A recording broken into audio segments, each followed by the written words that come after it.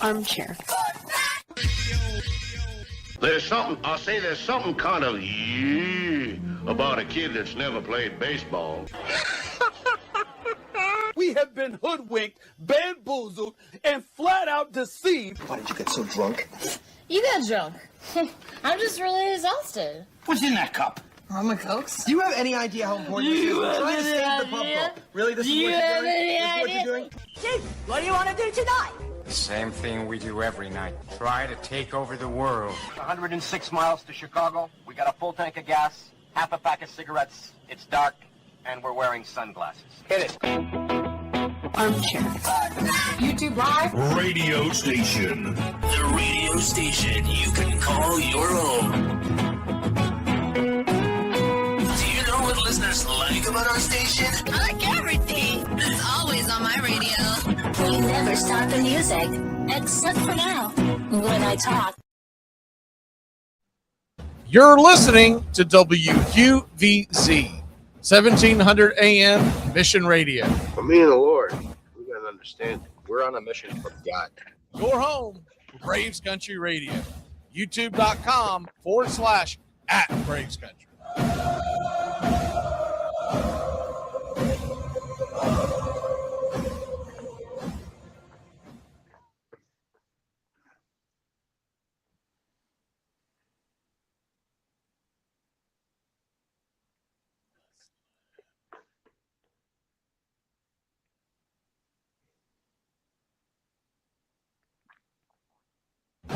You're listening to WQVZ, 1700 AM Mission Radio. For me and the Lord, we got to understand we're on a mission from God.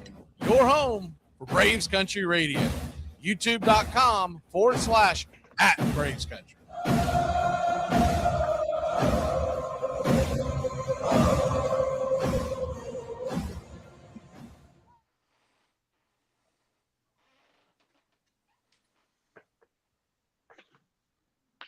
Good morning, everybody.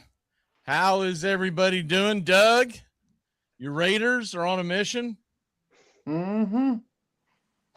Bobby, Cardinals are on a mission. On a mission to find a new head coach, yeah. Yep. Titans are on both are. To find some kind of direction. Yeah. All right. Start this off. Bobby, if you're guessing, where is or who will be the new head coach? Or let me put it this way, who do you think it will be? And also, who would you like for it to be? The new head coach. I think, and this is just based off of words I've heard thrown around lately, I think Vance Joseph is the early favorite, which would be a catastrophic hire. I would like Clint Kubiak, though. I like what he's done in Seattle. I think he would be a good hire. I like Jesse Minter. He's the Chargers defensive coordinator. I think he'd be an outstanding hire. Vance Joseph, that would be a disaster. But either one of those two that I mentioned before, I'd be completely happy with. Doug, who are you hoping for in Las Vegas? I guess Harbaugh went to the Giants. Yep. That tells you right there that was the best job available, because I think he had the best. I think he had the pick of the litter, and he could go wherever he wanted to. Doug, where are you hoping that your Raiders go? I'm hoping for Minter as well, but I have a strong feeling they're going to pick up. They're going to hire Roberts Saleh to come in, because that's where it seems to be leading. I think those are the two leading candidates for the Raiders right now. Saleh to be the head coach for the Raiders? Yeah, that seems to be the way they're pointing.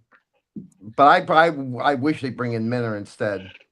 Good morning, Aswas and PETA, and also WQVZ, as we're going live on 1700 AM radio in the Atlanta, Georgia area. So me as a Titans fan, I'm going to tell you who I really want, because I want consistency. I want year in and year out. I just don't think he's coaching this year. I would like to see Mike Tomlin. I think he would bring that tough Jeff Fisher type of attitude to the Titans that I miss in Titan football. I just don't think that's where I think he's going to do the smart thing and take the year off.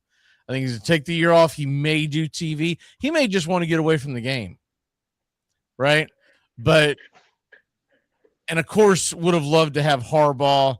If LaFleur becomes available, my God, you should do everything you can to bring Matt LaFleur in to try to fix what they've messed up with Cam Ward. But the guy that I would want, just like when the Falcons became their head coaching job became available, I still feel like I was right. Mike Vrabel should have been the pick. I think if you go out and you get Mike Tomlin, and if I'm the Titans, I say, I know it, I get it. You don't want to coach. Why don't you come on down to Music City and let's just have a talk. Let's just have a cold beer and let's just talk about what could happen, right? And I would do everything in my power to bring him in.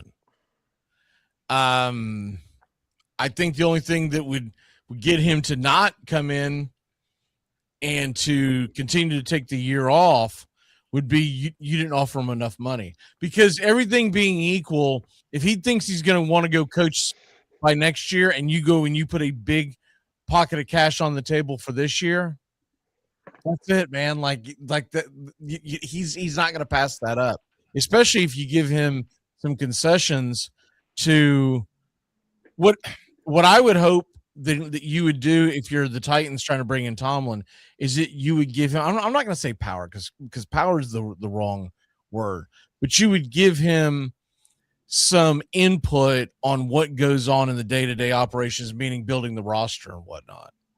I know you're not going to make him the GM. You don't want to make him like a Belichick. I get that.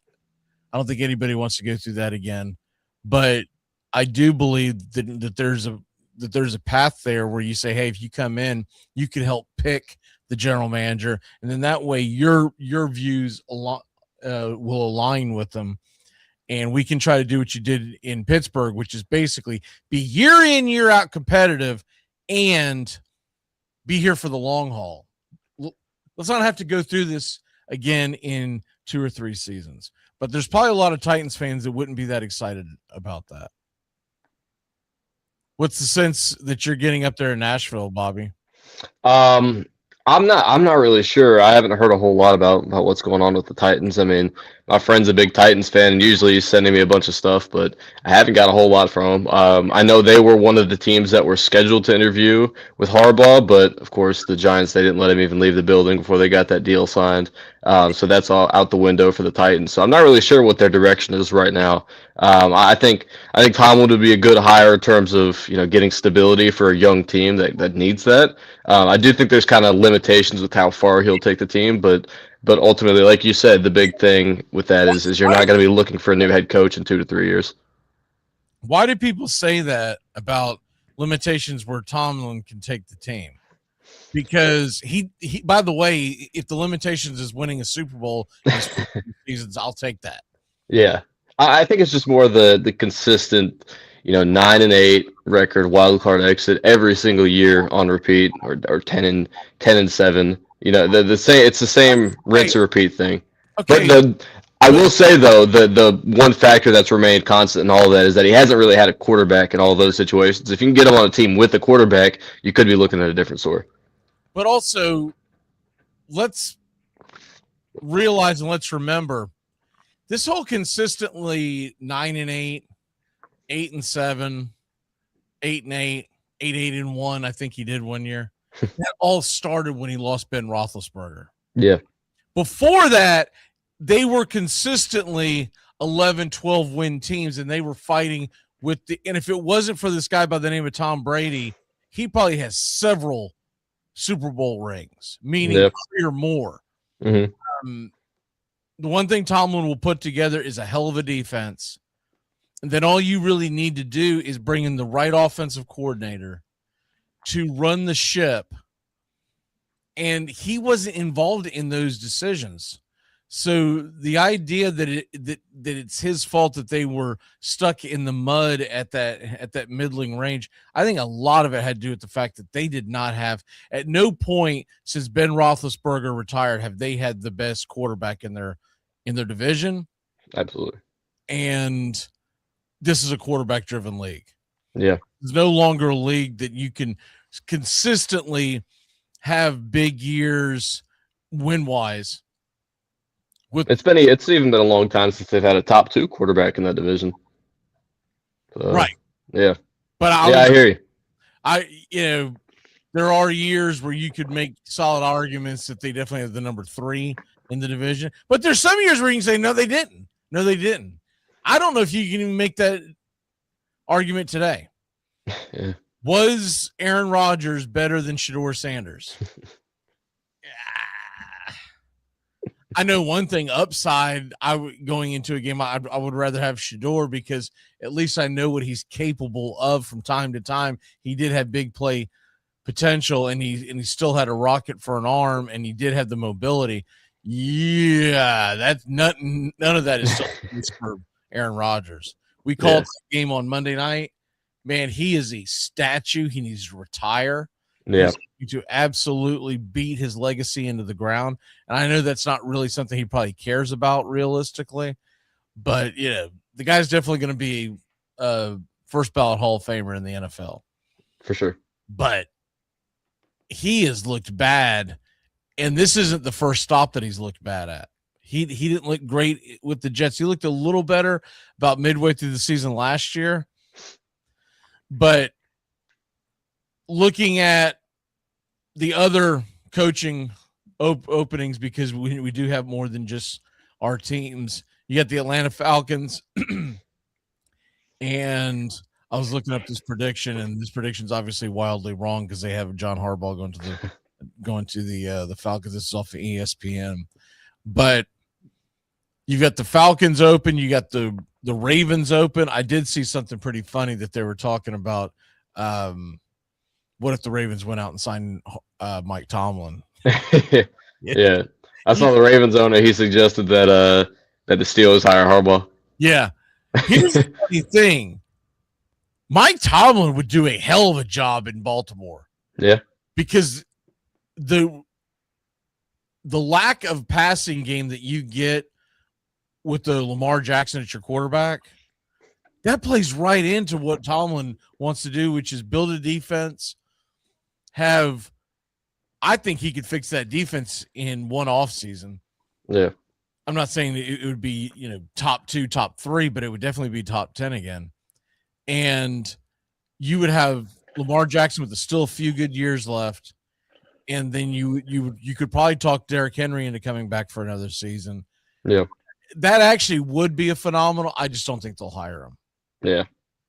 They're talking about, but at the same realm, they're talking about Stefanski could be the leader in the clubhouse right now to be the head coach. And so he's still coming from a division rival. Yeah, I'm kind of surprised that the Ravens aren't taking a shot on like a coordinator who hasn't had the chance to prove himself as a head coach. The thing with Harbaugh is, we know he has a great mind for the game. He's still a solid head coach at least. But he's kind of, the team's kind of sputtered out in the last few years. So I'm surprised they'd be hiring a coach that has gone through it and failed, as opposed to an up-and-coming coordinator who, has potential to take that team to another level.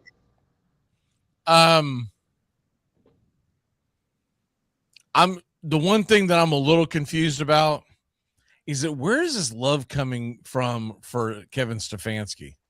Yeah. Like people are talking about him like he's the second coming of Bill Walsh. Yeah, I mean, he had those couple seasons where he had 11 wins, roughly. It was around that number. But since then, it's been pretty rough. He hasn't gotten it right. I mean, he didn't get the most out of Deshaun Watson. I'm not going to put that all on him because honestly, they never should have signed him. Yeah. But at the same token, his one really claim to fame was making Joe Flacco look great, right? Yeah.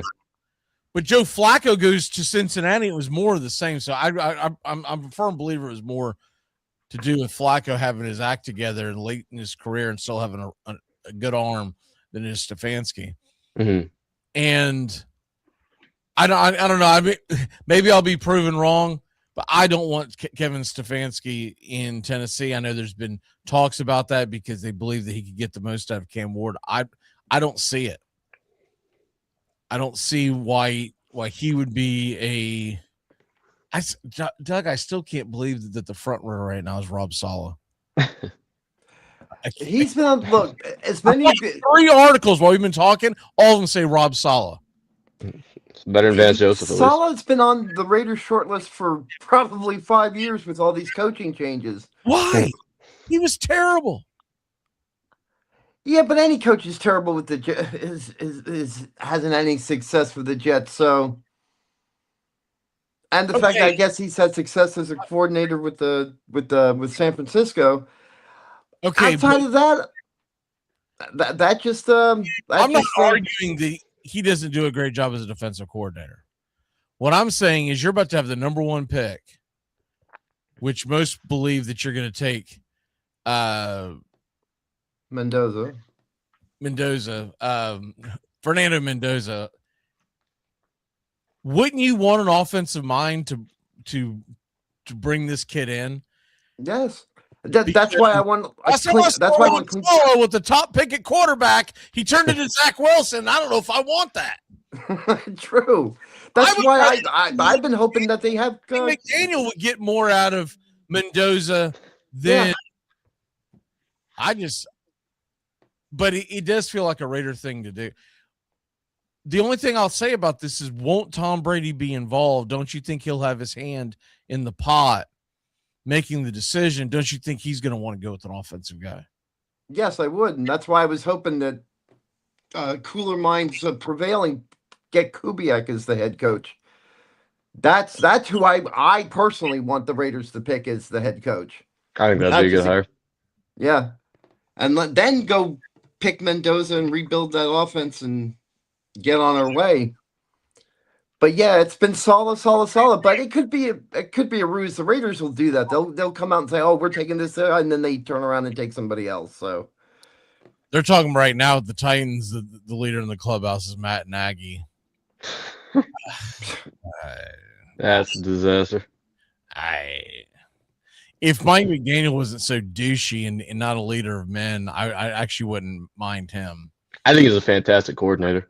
I think that's what he's going to end up taking a job as. I think the word that's around now, like I don't know from people close to McDaniel or whatever, but reports have been saying that he would rather have a really good offensive coordinator job than a bad head coaching job. So, like a team like the Lions, an offensive coordinator opening like that, I think he'd be all over that. I'm laughing at what Brian said. He goes, "Bobby, please, you're not in Hawaii." Yeah, I just moved here. This is the new place. I still got that on the wall. I noticed the clock, but I hadn't paid attention to the time. It's because in Bobby's world, it's always 5:49 somewhere. There you go. The other names that are still out there. Well, first of all, can we address this, Titans fans? Why was Jason Garrett even contacted, much less brought into Nashville for an interview? Yeah, that was. Does he got pictures on somebody? Jason Garrett, really? Terrible. I'm not in love with some of the other names either. By the way, it does look like your boy Cliff Kingsbury's going to get another shot. Yeah, as a head coach, it seems. I wouldn't hate that in Tennessee just because he can probably get the most out of Cam Ward. Yeah. But I do think if you hire him, you understand it is a short-term fix. It is to get him to the highest level you can, and then you're going to fire him in about 3 seasons, and then you got to go off and maybe at that point you try to get a long-term answer like a Mike Tomlin. Yeah.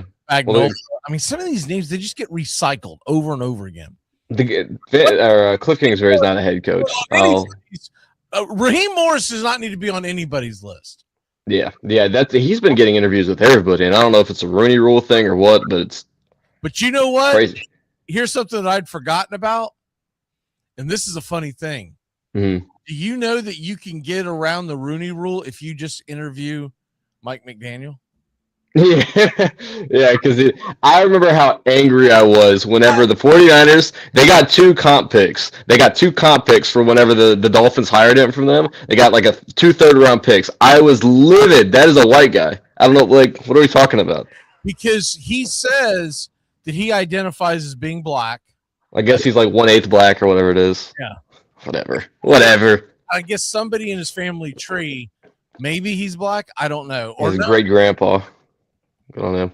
I can't remember if he said that, but someone in his family tree is either black, but some kind of minority, right? Yeah. Okay, but at that rate, that's pretty much everybody in the United States, except obviously Bobby because he glows in the dark. But most people, I could technically claim that Native American side, right? Somewhere down the line, yeah. So you could get around the Rooney Rule with just interviewing Mike McDaniel. But there are a lot of assistant coaches right now that you could interview that could get you on the Rooney Rule, and they're well qualified, and Raheem Morris is not one of them. No. I think Raheem Morris is a fine idea to bring in as your defensive coordinator. Yeah. And so I would definitely interview him once I have my head coach in place. Yeah. I've seen some crazy names floating around, and it doesn't make sense that we're interviewing the Cardinals. At least are interviewing Raheem Morris, because there's other black head coaching candidates that would be great hires that we're interviewing. So I don't know why he's even in the mix. Like Thomas Brown, the passing game coordinator for the Patriots, I'd be fine with that. I think that'd be a great hire. But Raheem Morris, I'm not with that. Also, the Arthur Smith, his name's been thrown around quite a bit. He has an interview coming up with the Cardinals. Please no. I don't what are we doing? I think there's a lot of great names on the list of candidates that the Cardinals have interviewed. There's a lot of terrible ones. I'm sorry, do what? There's a lot of great names on the list of coaching candidates the Cardinals have interviewed, and there's a lot of disastrous names. It's either going to be a great hire or it's going to be a hire where in 2 to 3 years we're going to be looking for another head coach. John says that Mike McDaniel says that his dad is black. Says he is. Is there no proof? What's going on here? His dad? I don't know. Mike McDaniel looks like he's too far down the tree to be able to claim his dad. Maybe his dad part, but Mike McDaniel. I'm sorry, Mike McDaniel. I guarantee I get a better tan than Mike McDaniel. Yeah. But here's the two scariest names that I see on the Titans: Jason Garrett and Mike McCarthy. Yep. With Raheem Morris aside, I don't want anything to do with Jason Garrett or Mike McCarthy. Let Jason Garrett continue to do a bad job at NBC on the Peacock games where he's sitting in the studio making stupid comments. Let him stay there. And Mike McCarthy, I don't know where he is, but it took the Cowboys 5 years to realize he wasn't it. Mike McCarthy, once again, probably a hell of a coordinator, but I don't think he comes out of retirement as a coordinator. Yeah. All right, we'll go ahead and move on from that, but I just wanted to kind of touch base on this because now that the Giants have named Harbaugh, I think the movement will start a little quicker because that's who everybody wanted was Harbaugh. That's assuming that the Packers hold on to LaFleur. Mm-hmm. There was a report out there yesterday by Adam Schefter that says it's not a foregone conclusion that's a done deal that he's coming back. And you would think if they would have fired him, it would have happened in the last few days. Yeah. But I would be surprised at this point if they fire him because even the Dolphins, I thought they were late getting to firing Mike McDaniel. And we're already like a week removed from that. So I don't think the Packers would at this point. Although might not be a bad decision, but I wouldn't think they would. And first of all, I think they're idiots. LaFleur has done a hell of a job. And if LaFleur is going to get fired, please do it today so that the Titans can go interview him and go get him. I would love to see what LaFleur could do with Cam Ward because whoever Tennessee brings in, it's got to be offense first. Whoever absolutely got to be an offensive guy. Just like with the Falcons, I think what they have to fix is the defense. I think more than anything else, the Falcons need the stability of a head coach, but they got to fix the defense. Mike Tomlin's a great fit there as well. All right, let's go ahead and get into our stupid underdog picks. Well, we'll start with Survivor.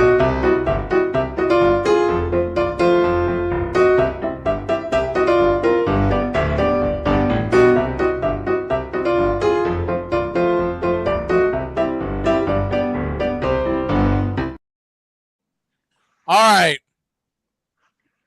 We have the Survivor picks.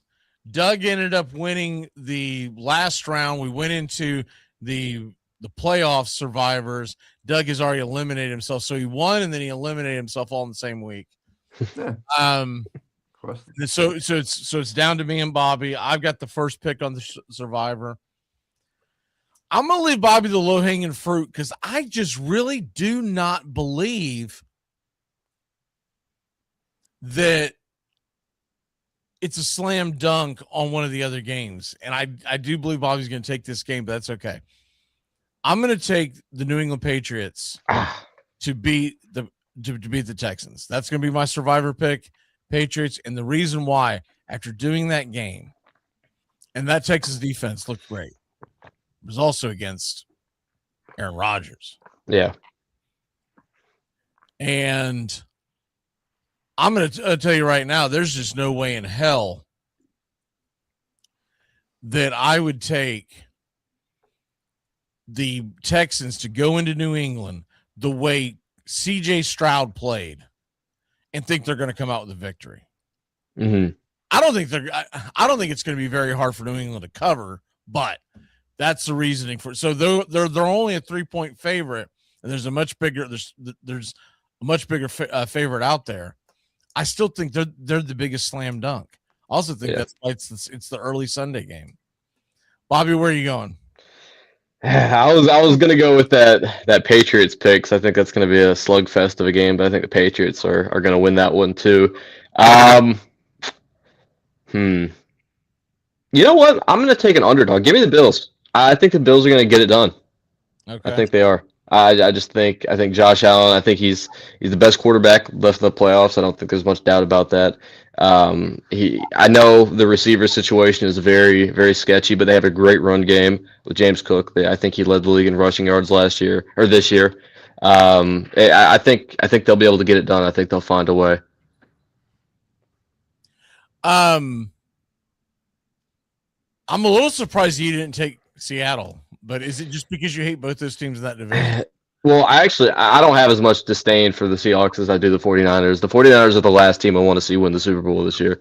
That would be the nightmare scenario, so I'm hoping to avoid that. I don't know, man. I feel like that.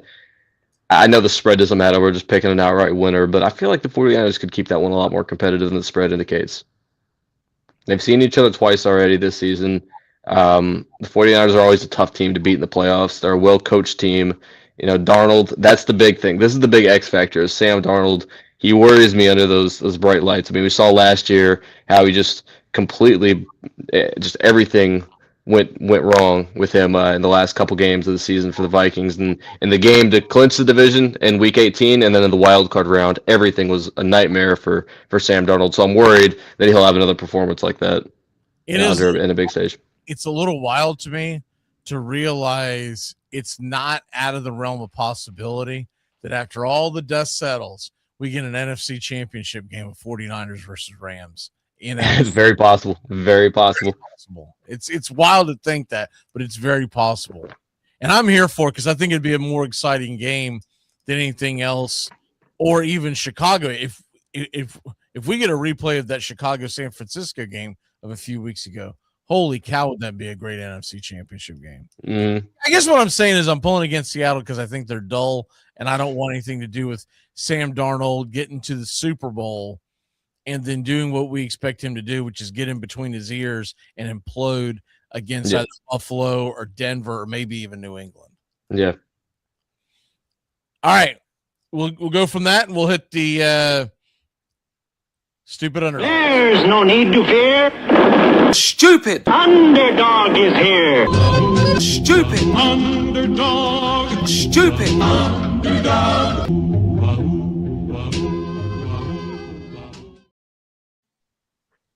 All right, stupid underdog. It is Bobby's turn to go first. Bobby, where are you going with your stupid underdog? I'm going with the same team I went with last week, and that's the 49ers. Just kind of the same logic I said just a minute ago. I think I worry a lot about Sam Darnold and big spotlights and big situation. I think, like you mentioned, he could get in between his own ears and really just crap the bed. So I worry about that with him. I also think the 49ers are being overlooked a little bit. They're a good team. They're a well-coached team. +7, I think, is crazy. I would probably have it lined close to 4 points towards Seattle. I don't know if I'd do +7. These teams have seen each other twice. They're familiar with each other this year. I think the 49ers could get it done. All right, I'm going to make it real easy. I'm going to take the Miami Hurricanes +8.5. My logic is sound. I will not be a happy camper if the Hurricanes beat Indiana for the national championship. But at least I would get the points for it. Yeah. So either A, I go and have a great offseason because Miami gets a mud hole stomped in them, or B, I'm going to end up catching Doug because the Hurricanes win the national championship. I think you're going to get A, quite frankly. I hope so, but I know how my luck is. They Fair should enough. be here right now. That was a pass interference in the back of that end zone. Yeah, it was. Yeah, they didn't call that, and they were trying to say, "Oh, it's at the end. It was Hail Mary." Yeah. That was not a true Hail Mary. Okay, It wasn't. It was from like the 35. right. It was like 35. There were like 3 players in the back of that end zone. It wasn't when it's a scrum and there's like 12 guys down there. Yeah. Out of each other. I don't expect PI to be called. That was a true pass attempt, and he was clubbed right before he could get to the ball. That's the second time that's happened the last couple of years with Miami, though. I want to say I don't remember who they played. I want to say it was a Friday night game. I want to say it was Virginia Tech, maybe. I don't remember. I know it was a conference game, and Miami won at the end of the game because there was not a PI called. But that's my sound reasoning for picking Miami is just kind of hold my nose and hope for the worst. Doug, what you got? Let me go ahead. I'll take the Bills. I'll take the Bills to beat the Broncos in the points. Okie dokie. So Doug's getting the Bills. I got a real quick question about that Bills thing. So if the Bills win, does he get 1.5, or does he get? I was thinking about that too. I'm like, yeah, but basically, if the Bills win, if my math is right, he basically seals the deal. Okay, so would he be better, even just points wise? Would he be better off if they lost by 1? Because he'd get 3 as opposed to 1.5. I guess, but realistically, it doesn't matter because if he covers or he wins, he clinches. Yeah. Yeah. It's more like a block. It's more like a blocking move than. Because the only way I can catch him is so if Miami wins, I would have 11.5 points. Yeah. Currently sitting at 11.5 points. Mm-hmm. So any points that he gets, he's going to, because this is the last week. We're not doing it next week. Yeah, of course. Because you only have 2 games left. So it's kind of pointless because basically what do? You pick, I pick, and then Doug just sits there and goes, I don't have a team to pick. We go, yeah. That's our, we should do that. That's our way to get back into it. Right. And then the week after that, Pro Bowl time, Doug. You just keep losing. So yeah, this is the last week of it. So there you go. All right, let's go ahead and go into the 4-pack of tall boys. Here we go.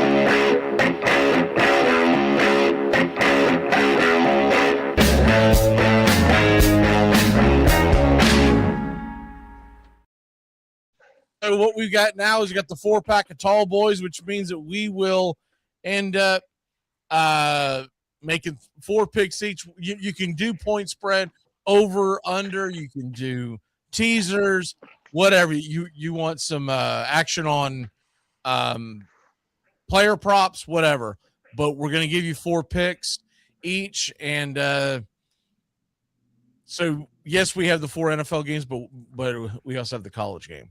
So, first pick of your 4-pack of tall boys. Doug, where are you going?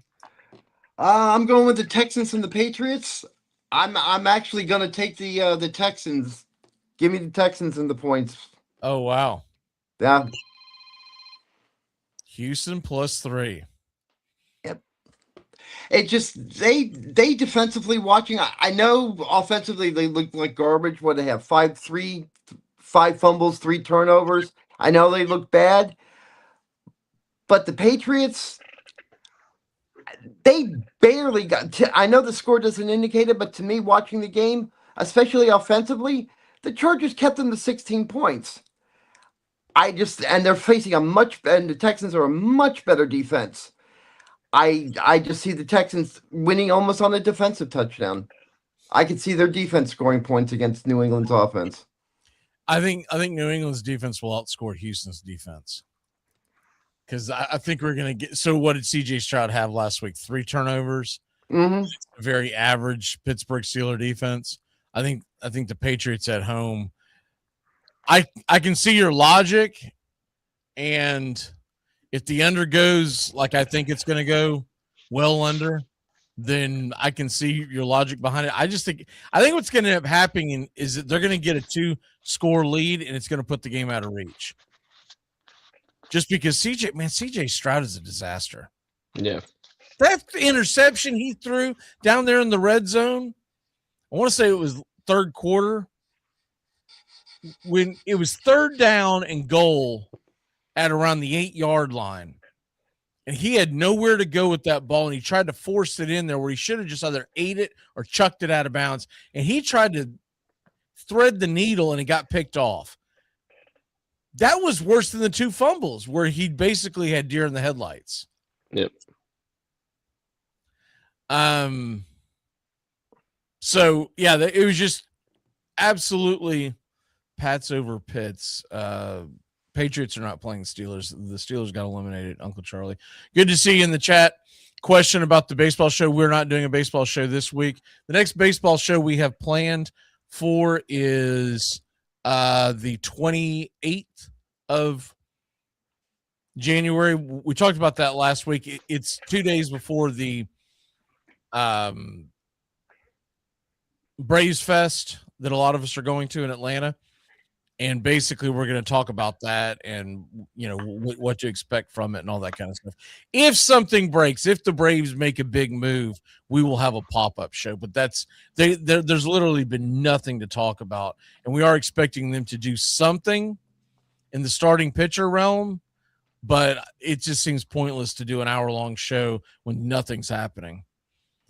And it really has slowed down for the rest of the league. There's been some movement, but honestly, most of the people that tune in for that show are Braves fans. So that's the reasoning behind that. All right, Bobby, what's your first pick in the 4-pack? My first pick, I'm going to go to the college football national championship. I'm going Indiana -8.5. I think they're going to blow Miami out of the water. Miami's front seven is good, but Indiana's they're on another level than these teams. I mean, they're just a step ahead everywhere. It's different. I mean, this is one of the best college football teams I've ever seen. It's up there with the 2019 LSU team. That's the best team I've seen in my lifetime, at least. I know. I was born right after the Miami teams that came around. It had so many great players, but yeah, the LSU team, that was the best college football team of my lifetime, in my opinion. And this Indiana team is right up there with them. This is a really, really good team, and I don't think Miami's anywhere near their level. That's funny because I think that the 2019 LSU team is one of the most overrated teams of all time. Interesting. Because their defense was not elite. It wasn't elite, no. Close. No, but that offense was just a joke. Their defense was a joke, but in a bad way. Their offense was one of the best offenses I've ever seen. Yeah. But there's two sides to every ball. So I'll give you an example. The 2013 Florida State team smokes LSU. There's no. I do think that's probably the most underrated college football team. I like that. That team doesn't get enough love. By the way, whoever wins that game, what a game that would be. Yeah. Jameis Winston and that offense loaded behind that defense going head-to-head against Joe Burrow and company. That'd be fun. Joe Burrow and company have the slight edge on offense, but it's not a landslide. Yeah. And the FSU defense was loaded. the guys that they had went in the NFL draft was just ridiculous. Mm-hmm. But I even think of some of the Alabama teams that that Nick Saban had. I think some of those Alabama teams would have mashed through LSU just because their defense was so – it was a set. Yeah. Mm-hmm. Now, one of the best games you ever saw was the SEC title game, Alabama LSU. Yeah. That thing was pew, pew, pew, pew. Ridiculous. But LSU might have been the most fun team to watch. I will give you that. Definitely that. I'm going to go ahead and double down with you. I know I took him as my stupid underdog, but I don't really believe that Miami belongs in that game with Indiana. And maybe I end up being wrong, and maybe Miami ends up hanging in there because it is a home game. But that doesn't realistically ever matter. And you know why it never matters? There are no Miami fans, no real Miami fans. And so I expect that Orange Bowl to be well over 50% Indiana. I think Indiana fans have been waiting for this their entire life. And I would actually think it's going to feel like a road game to Miami. I don't think it'll be like a true split in the stadium. I think you're going to talk about a 70-75% red. Wow. The other day, when they went head-to-head with Oregon, and that was in the Sugar Bowl, wasn't it? I believe it was. Anyway, doesn't matter. Now, what? You're talking about Indiana playing Oregon? Yeah. That was the Peach Bowl. Peach Bowl, yeah. Basically same thing because you're talking about true. Same area. Someone mentioned it. I thought they might have been blowing it out of proportion. Then I saw an overview. That was like 90% Indiana fans. That whole damn stadium was red. And what few Oregon fans that were in there, they were redder than hell by the end of the first quarter. I don't think I've ever seen a national title game or a playoff game where you felt like it was over after the first play of the game. Yeah. That pick six, you're like, yeah, it's going to be a nasty one. We were just talking about it that earlier in the week, but everything's got to go right for Oregon to win. That didn't go right. Nope. First play. Could not have gone worse. Mark my words. Carson Beck's going to do something equally stupid. They have been bloviating about him since they beat Ole Miss. Oh, he sucks. He's terrible. He can't hit the broadside of the barn. I called that game, and that's probably the most I've watched Miami play all year. He was wildly inconsistent with his throws. Yep. Because he ran the final touchdown in, right? That was some big flex. They act like that he just was precision passing. His numbers were horrific for a college football quarterback. Yeah. In a big spot. He was barely over 60%. You expect your college football quarterback in today's game, as soft as the defenses are, they basically don't play defense in college football. You expect your quarterback to be 70-75% on an okay day. Yeah. He's horrific. All right, Doug, what's your next pick? I'm going with this Indiana Miami. I am taking Miami in the +8.5. I just think it's way too high of a point spread. I mean, I believe Indiana's going to play this game. I think it's going to be closer than most people think. Indiana wins I think they win by a touchdown.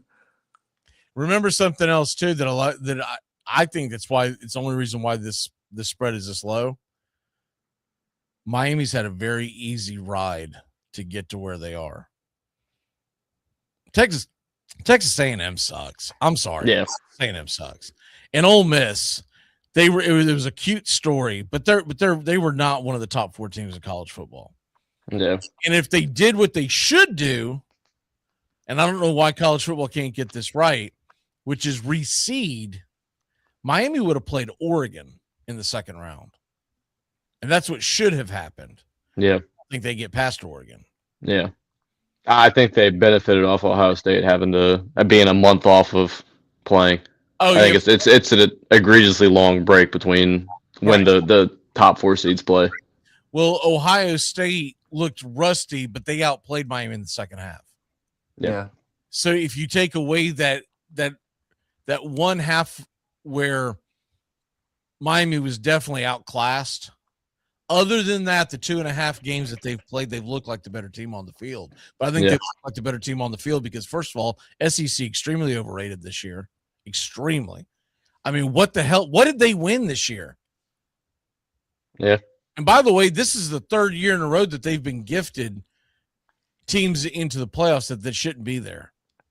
Going back to 2023 with Alabama, should have never been in the playoffs. 2024 last year, there were way too many teams. Remember Tennessee getting boat raced by Ohio State? Yeah. And there was no rust versus rest in that game, right? And then this year, Texas A&M, trash, okay? Ole Miss, not much better. And the list goes on and on. Alabama, I think they deserve to be in there per se, but not over Notre Dame. I don't think it's Alabama's fault that their selection, that the way they get to their selection is broken. Yeah. But that's going to get fixed anyways because they're saying the SEC wants 16 teams, Big Ten wants 24, and the Big Ten will agree to 16 if there's an agreement that it eventually gets to 24. So all this gets eliminated. But I would like to see, realistically, the 16 tried and go from there. But I think you're going to get better games because you're not going to get this rust. Yeah. This rust is terrible. Mm-hmm. It's not like the NFL where you get a week off. Yeah, it's nearly a whole month. Month off. Yeah. And that's not fair for any team that's involved in it. But it really showed the rust that was out there for a couple of the teams, mainly Ohio State. But yeah, well, it showed how well prepared Indiana was too. They had no problem with it. That Cignetti's different, man. I think he's a different breed, man. Yeah, that guy's nuts. He's something. He reminds me of Dan Hurley those first couple of years at UConn as the basketball coach. Where I'm like, this guy's a maniac. There's something different about him. Right. Okay, Bobby, what is your next pick? My second pick on my 4-pack. I'm going to go with a teaser here. I got Bills sitting at they're plus 1.5. I'm going to get them bumped up to plus 7.5. And then I'm going to have the over-under taken up to plus 50 or to 51.5. And I'll take the under in that. So it's Bills plus 7.5 and under 51.5 total points in that game. I just think with how many injuries they have to their receiver core, they have like 3 active, healthy receivers right now. I think it's going to be a run-heavy game for the Bills. I think they won't throw unless they need to. And, the Broncos, they have a good defense. I think it's going to be a pretty low-scoring game for the most part, but I think the Bills are going to come out on top. I think this is their time to strike with the Chiefs not in the playoffs. So I'm going to take the Bills at plus 7.5 and under 51.5 teaser. By the way, back to my point on the whole SEC, just not good this year. The only game they won where they weren't beating themselves in the postseason was the Texas-Michigan game. Yeah. And Michigan just lost their head coach. So what are we talking about? Yeah. All the playoff games that they played, the only ones that they won was the ones where they were playing an SEC team. That's it's wild to think how the ACC's representative went through the SEC like a hot knife through butter. Mm. And the Big Ten obviously is the dominant conference. Yeah. Right now. I mean, it's not even close. It's not a debate anymore. But with that being said, year in and year out, I think the SEC and Big Ten deserve to have the same amount of representatives because there's going to be years where the SEC is going to look like the better conference. Yeah. But the foregone conclusion that all these fans have that, oh, well, they're SEC and SEC, and that's all they know how to chant. Yeah. They don't watch other games outside of their region, so they think that their little narrow scope, well, this team has to be the best because they just beat the crap out of my team. That's not the case. Yeah. Well, I think that sort of SEC elitism. I think that's kind of why the Big Ten has lapped them now because when teams get added into the SEC, like I know when Missouri got added a while back, all the SEC fans were like, oh no, they don't deserve to be added to the SEC. This, that, and the other. Right? The Big Ten just welcomes these teams. They welcome teams like Oregon, USC. They welcome that new competition. I don't think the SEC has enough respect for other teams, and that's why they're behind the Big Ten now. Well, that's the reason why I call them the participation trophy conference because they want just the fact that they play in the SEC. They want to have an automatic bid everywhere. Yeah. You can have a team that is 0-6 in the middle of October, and they'll say, "Well, we should still be in the playoffs because we get a participation trophy because we're in the SEC." Why are we ranked? Those are good losses. They're good losses. Yeah, it's ridiculous. They're good losses. Well, the team over here, it's undefeated. That team's trash. My next pick, I'm going to go ahead and jump down the one that's similar to yours, but it's a little different. I'm taking the same game teaser with Buffalo plus 7.5, but I'm taking the over at 39.5. I think we can get to 40 points with Josh Allen on the field. And so all Buffalo's got to do is hang in there, and I think they will.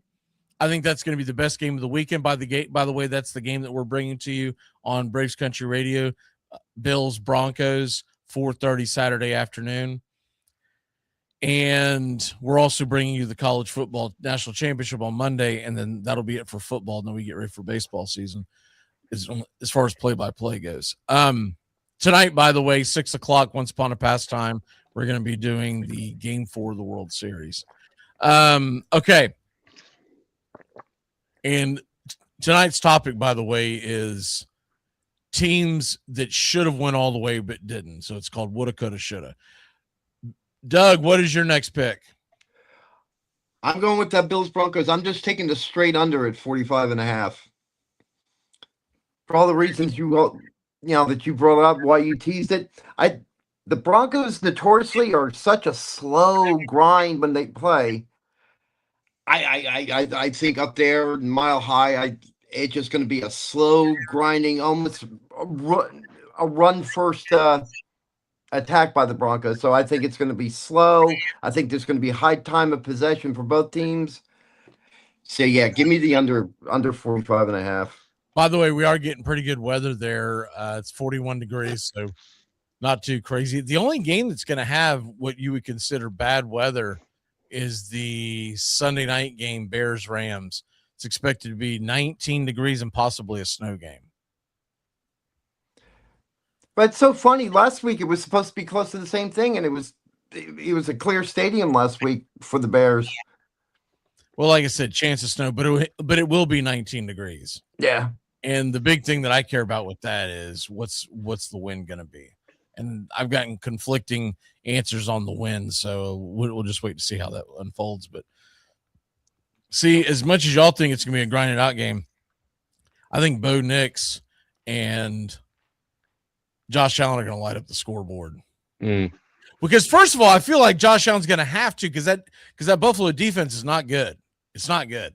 Yeah, it's terrible. And if it wasn't for the fact that Liam Cohen made some really boneheaded decisions, it's Jacksonville into the next round. I mean, they made some horrific decisions, like not kicking field goals when they should have, and just boneheaded, by the book. Analytics tells me this, so I do that. I'm sorry, you've got to play with a different set of rules when you get to the postseason. And when you get a chance to score points, and this is college or pro, when you get a chance to score points, and I believe this is any time on the calendar, but especially in the playoffs, when you get a chance to put points on the board early in the game, you do it. When you're forced because of the situation, I don't have a problem with it. I also don't have a problem with it if it's 4th and 1 or 4th and 2 on your opponent's, we'll say 40-yard line. And yes, you could kick a field goal, but a 57-yard field goal isn't exactly a chip shot. Yeah. I don't have a problem with that. But I do have a problem with, like Jacksonville, when it was it was a long 4th and 1 against Buffalo inside the 20-yard line. You've got Cam Little on your team, and you don't just take the points. It's just downright boneheaded what Liam Cohen did. And then he got a pat on the back from the lady from the Jacksonville press who goes, "You do you doing wonderful, Duval." You're not helping things, lady. Everybody wanted to kill her for the comment because it should have been a more professional. That's not what I wanted to kill her for. I want to say, quit encouraging what the hell he just did. I don't think that she didn't because she didn't bring a hard question to it. I don't care about that. They're dying the wool reporters that believe that she did a terrible job doing that. Okay, I get your argument. but I don't think it was a horrific thing, especially because it was refreshing because it was different, right? Yeah. If this happened all the time, I would say no. Yeah. If she did that every single game, if a lot of reporters started doing it, I'd say no, you're just biting her style, get off her. Yeah. But we'd never really seen that, and I like the fresh perspective of you did have a great year, which they did. Yeah. Hold your head high, and not everybody else in this room is going to try to nitpick you on everything, but take the damn points when they're there. Yeah. That's all I'm saying.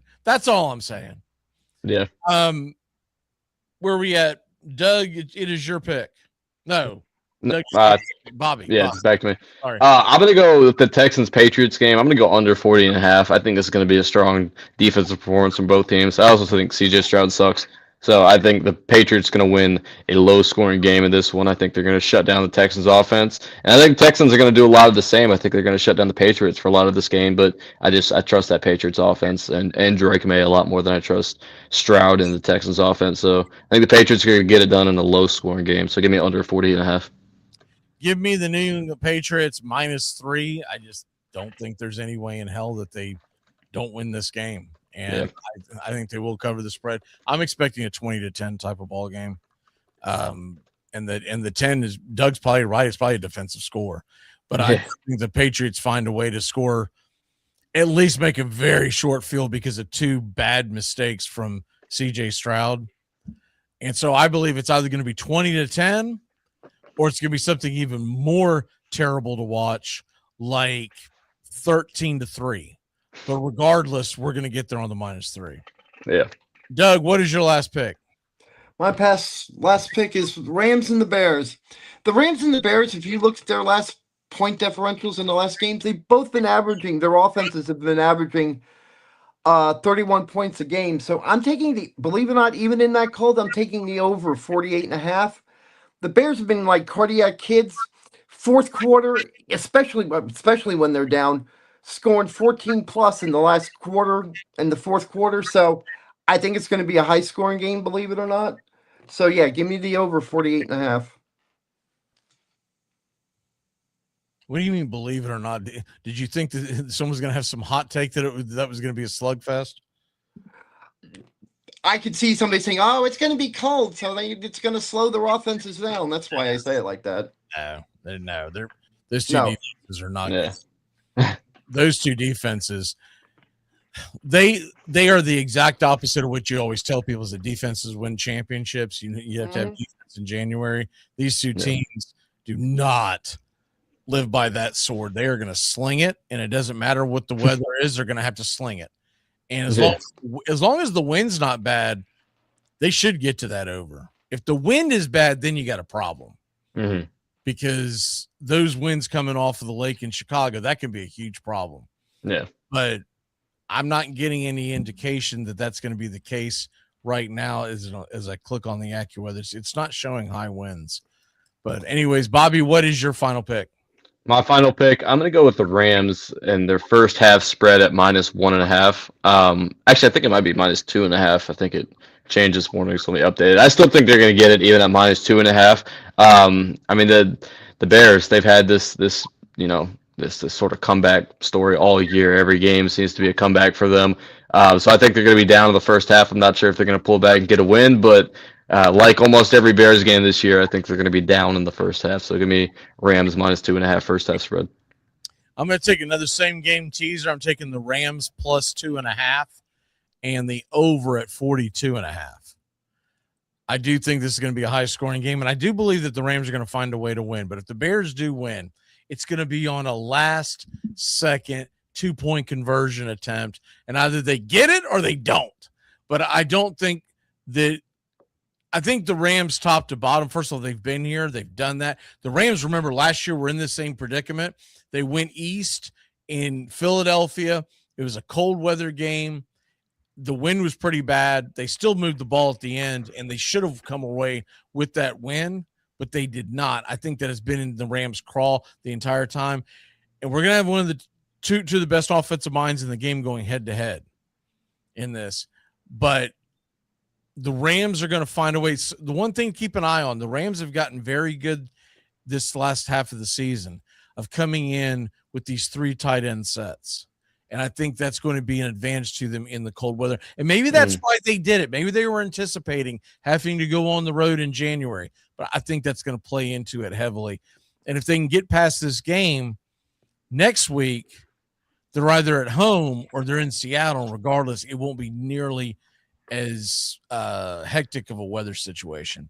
Doug, what is your lock of the day? My lock of the day is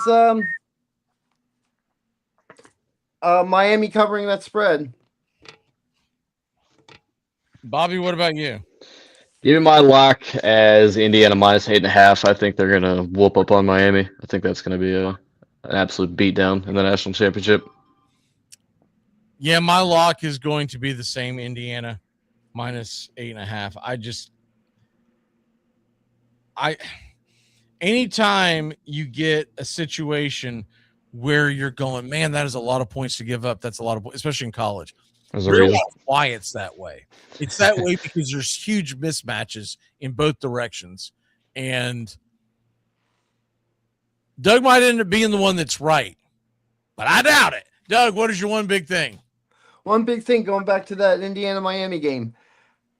Everybody's talking about, offensive line, defensive lines.